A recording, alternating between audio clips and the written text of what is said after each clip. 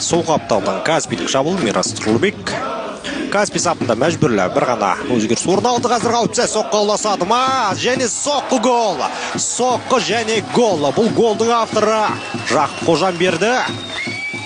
Сонымен Каспий пайдасына ойындағы есеп ашылды. 1-0. Өдеріне қарасы куә болдық.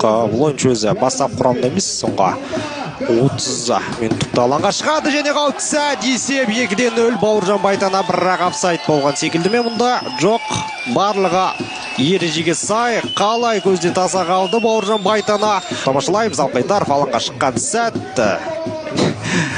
Қазір не болды? Алқайдаровтың эмоциясын көру үшін эпизод қайталаудамыз. Байтанаға доп басылған, ол қандай ептілікпен допты қақпаға бұрды.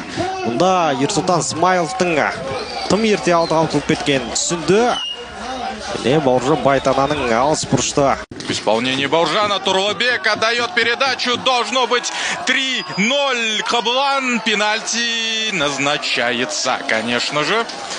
Этот 11-метровый Турлыбек выкатил вполне логичную, и Нургалиев. Удар и гол. 3-0. Каспий забивает 2 мяча в меньшинстве. Это поразительно, и это говорит о том, что команда Руслана Исатова исполнил он довольно спокойно. Турлыбек как будто бы уже заранее праздновал, поднял руки вверх. Ну и Нургалиев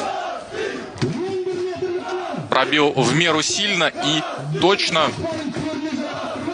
В целом Шантайдың қорғаныс әрекеттен басқа белсенді әрекетін тамашаламадық. Соққы және гол. Соққы және гол. Жұбаныш голының авторы Әлихан Әли. Ал доп тамашалап болған Нұрдәулет Серік. Жоқ, Алқайдаров.